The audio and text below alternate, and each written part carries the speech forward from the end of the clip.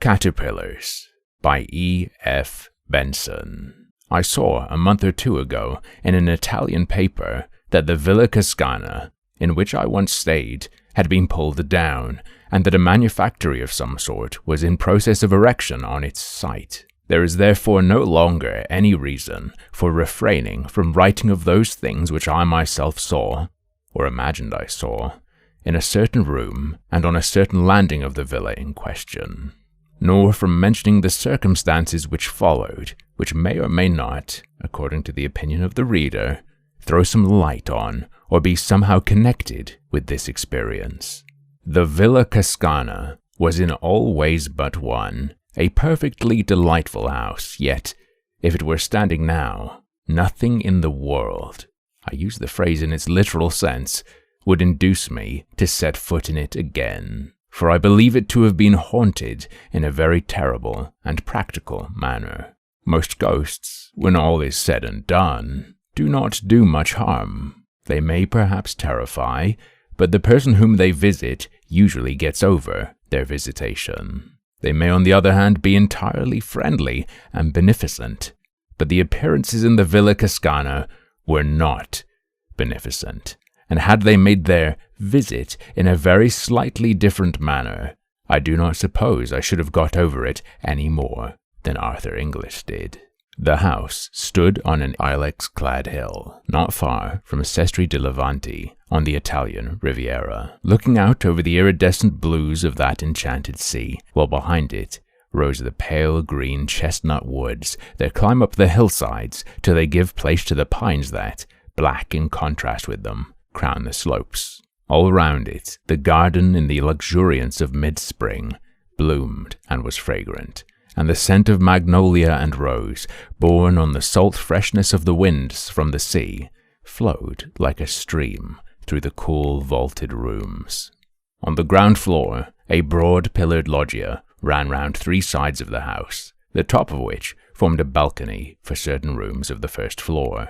The main staircase, broad and of grey marble steps, led up from the hall to the landing outside these rooms, which were three in number, namely, two big sitting rooms and a bedroom arranged en suite. The latter was unoccupied.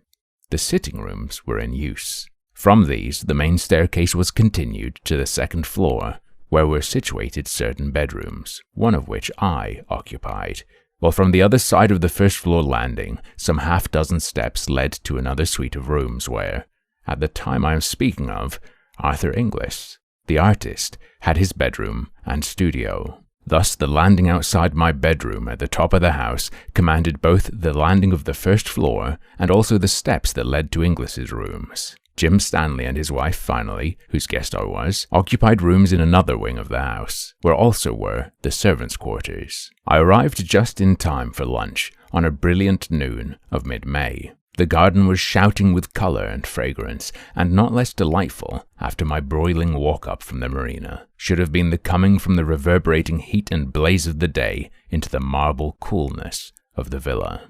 Only, the reader has my bare word for this and nothing more, the moment I set foot in the house, I felt that something was wrong. This feeling, I may say, was quite vague, though very strong, and I remember that when I saw letters waiting for me on the table in the hall, I felt certain that the explanation was here. I was convinced that there was bad news of some sort for me. When I opened them, I found no such explanation of my premonition. My correspondence all reeked of prosperity. Yet this clear miscarriage of a presentiment did not dissipate my uneasiness. In that cool, fragrant house, there was something wrong. I am at pains to mention this, because to the general view it may explain that though I am as a rule so excellent a sleeper that the extinction of my light on getting into bed is apparently contemporaneous with being called on the following morning, I slept very badly on my first night in the Villa Cascana. It may also explain the fact that when I did sleep, if it was indeed in sleep that I saw what I thought I saw, I dreamed in a very vivid and original manner. Original, that is to say, in the sense that something that, as far as I knew, had never previously entered into my consciousness, usurped it then. But since, in addition to this evil premonition, Certain words and events occurring during the rest of the day might have suggested something of what I thought happened that night. It will be well to relate them. After lunch then, I went round the house with Mrs. Stanley, and during our tour she referred, it is true, to the unoccupied bedroom on the first floor, which opened out of the room where we had lunched. "We left that unoccupied," she said, "because Jim and I have a charming bedroom and dressing room, as you saw in the wing, and if we used it ourselves, we should have to turn the dining room into a dressing room and have our meals downstairs. As it is, however, we have our little flat there. Arthur Inglis has his little flat in the other passage, and I remembered, aren't I extraordinary, that you once said that the higher up you were in a house, the better you were pleased. So I put you at the top of the house instead of giving you that room."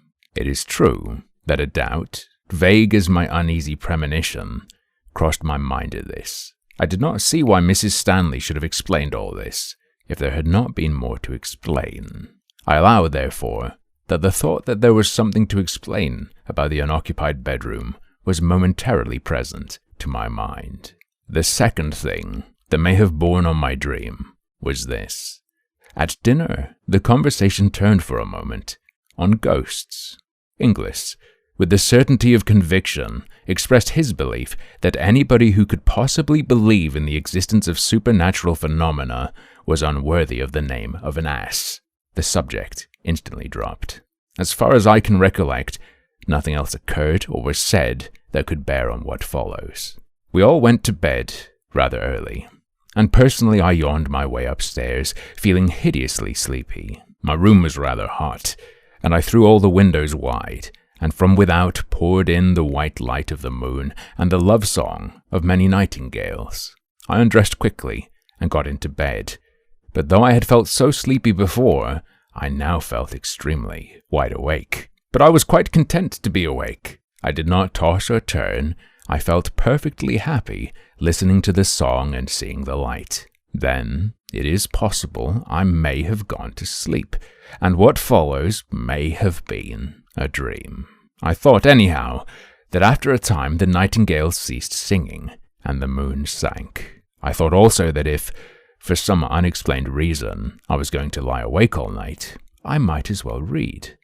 And I remembered that I had left a book in which I was interested in the dining room on the first floor. So I got out of bed, lit a candle, and went downstairs. I went into the room, saw on a side table the book I had come to look for, and then, simultaneously, saw that the door into the unoccupied bedroom was open. A curious grey light, not of dawn nor of moonshine, came out of it, and I looked in. The bed stood just opposite the door, a big four-poster hung with tapestry at the head.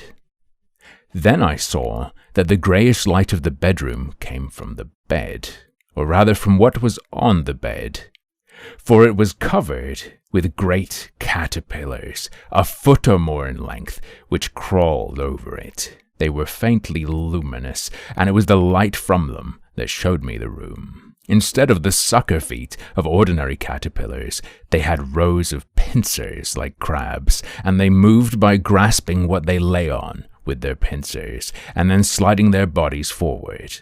In color, these dreadful insects were yellowish-grey, and they were covered with irregular lumps and swellings. There must have been hundreds of them, for they formed a sort of writhing, crawling pyramid on the bed. Occasionally, one fell off onto the floor with a soft, fleshy thud, and though the floor was of hard concrete, it yielded to the pincer feet as if it had been putty, and, crawling back, the caterpillar would mount onto the bed again to rejoin its fearful companions. They appeared to have no faces, so to speak, but at one end of them there was a mouth that opened sideways in respiration. Then, as I looked, it seemed to me as if they all suddenly became conscious of my presence. All the mouths, at any rate, were turned in my direction, and next moment they began dropping off the bed with those soft fleshy thuds onto the floor, and wriggling towards me. For 1 second a paralysis, as of a dream, was on me, but the next I was running upstairs again to my room. and I remember feeling the cold of the marble steps on my bare feet. I rushed into my bedroom and slammed the door behind me, and then, I was certainly wide awake now, I found myself standing by my bed with the sweat of terror pouring from me. The noise of the banged door still rang in my ears, but, as would have been more usual, if this had been mere nightmare, the terror that had been mine when I saw those foul beasts crawling about the bed or dropping softly onto the floor did not cease then.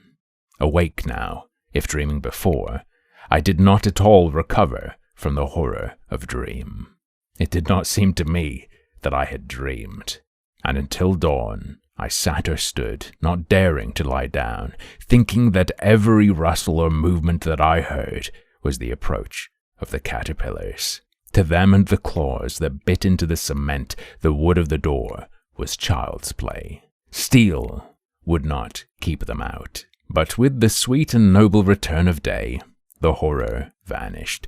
The whisper of wind became benignant again. The nameless fear, whatever it was smoothed out and terrified me no more. Dawn broke, hueless at first, then it grew dove-colored, then the flaming pageant of light spread over the sky. The admirable rule of the house was that everybody had breakfast where and when he pleased, and in consequence it was not till lunchtime that I met any of the other members of our party, since I had breakfast on my balcony and wrote letters and other things till lunch. In fact, I got down to that meal rather late after the other three had begun. Between my knife and fork there was a small pillbox of cardboard, and as I sat down, Inglis spoke. "Do look at that," he said, "since you are interested in natural history. I found it crawling on my counterpane last night, and I don't know what it is. I think that before I opened the pillbox, I expected something of the sort, which I found in it. Inside it, anyhow, was a small caterpillar, greyish-yellow in colour, with curious bumps and excrescences on its rings. It was extremely active and hurried round the box, this way and that. Its feet were unlike the feet of any caterpillar I ever saw. They were like the pincers of a crab. I looked and shut the lid down again. "No, I don't know it," I said, "but it looks rather unwholesome. What are you going to do with it?" "Oh, I shall keep it," said Inglis. "It has begun to spin. I want to see what sort of a moth it turns into." I opened the box again, and saw that these hurrying movements were indeed the beginning of the spinning of the web of its cocoon. Then Inglis spoke again. "It has got funny feet too," he said. "They are like crab's pincers. What's the Latin for crab? Oh, yes, Cancer. So in case it is unique, let's christen it Cancer Inglisensis." Then something happened in my brain, some momentary piecing together of all that I had seen or dreamed. Something in his words seemed to me to throw light on it all, and my own intense horror at the experience of the night before linked itself onto what he had just said. In effect, I took the box and threw it, caterpillar and all, out of the window. There was a gravel path just outside, and beyond it, a fountain playing into a basin. The box fell onto the middle of this. Inglis laughed. "So the students of the occult don't like solid facts," he said. "My poor caterpillar."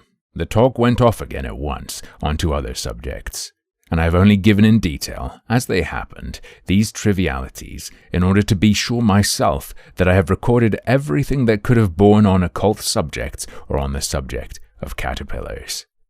But at the moment when I threw the pillbox into the fountain, I lost my head.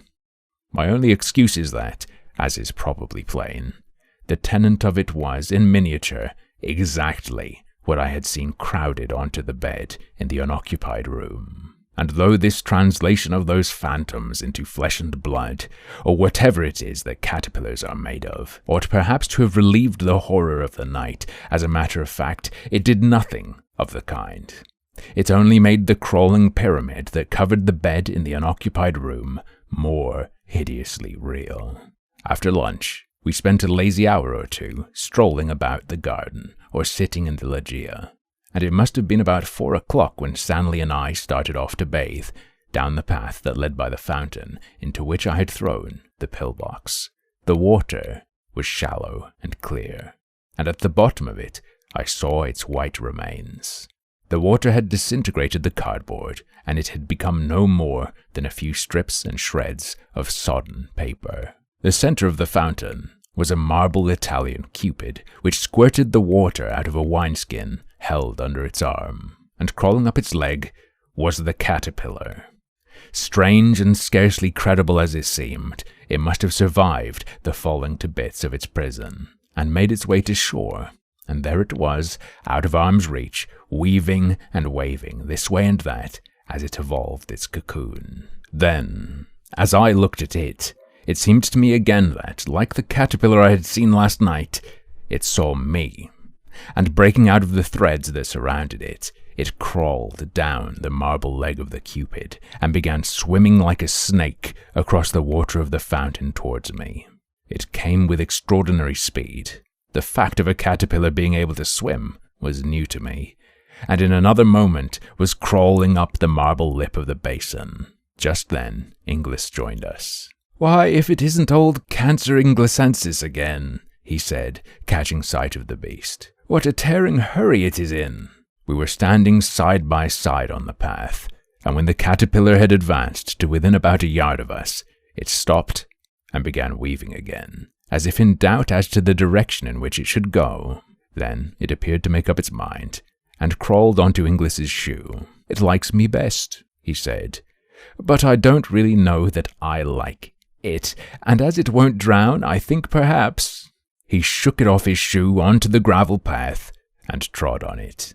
All afternoon, the air got heavier and heavier with the sirocco that was without doubt coming up from the south, and that night again I went up to the bed feeling very sleepy. But below my drowsiness, so to speak, there was the consciousness, stronger than before, that there was something wrong in the house, that something dangerous was close at hand.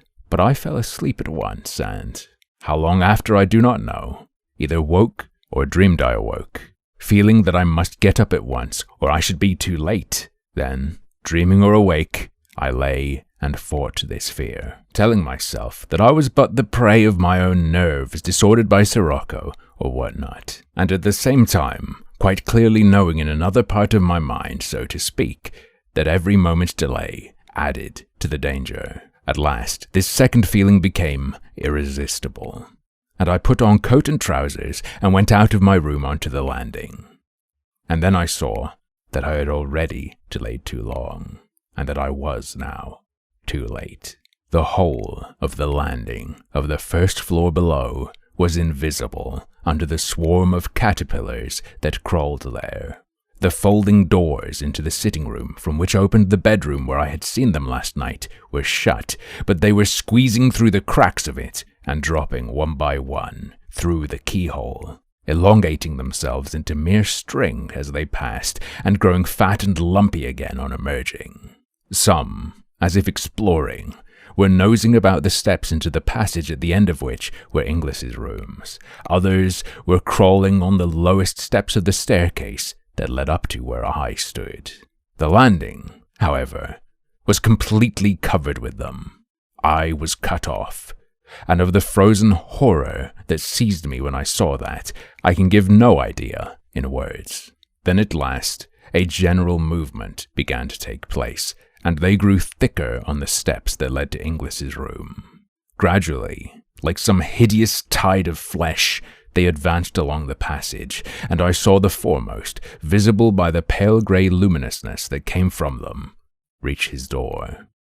Again and again, I tried to shout and warn him, in terror all the time that they would turn at the sound of my voice and mount my stair instead. But for all my efforts, I felt that no sound came from my throat. They crawled along the hinge crack of his door, passing through as they had done before, and still I stood there, making impotent efforts to shout to him, to bid him escape while there was time. At last, the passage was completely empty. They had all gone, and at that moment, I was conscious for the first time of the cold of the marble landing on which I stood barefooted. The dawn was just beginning to break in the eastern sky. 6 months after, I met Mrs. Stanley in a country house in England. We talked on many subjects, and at last she said, "I don't think I have seen you since I got that dreadful news about Arthur Inglis a month ago." "I haven't heard," said I. "No, he has got cancer. They don't even advise an operation, for there is no hope of a cure. He is riddled with it, the doctors say." Now, during all these 6 months, I do not think a day had passed on which I had not had in my mind the dreams, or whatever you like to call them, which I had seen in the Villa Cascana. "It is awful, is it not?" she continued, "and I feel I can't help feeling that he may have caught it at the villa," I asked. She looked at me in blank surprise. "Why did you say that?" she asked. "How did you know?" Then she told me. In the unoccupied bedroom a year before, there had been a fatal case of cancer. She had, of course, taken the best advice and had been told that the utmost dictates of prudence would be obeyed so long as she did not put anybody to sleep in that room, which had also been thoroughly disinfected and newly whitewashed and painted. But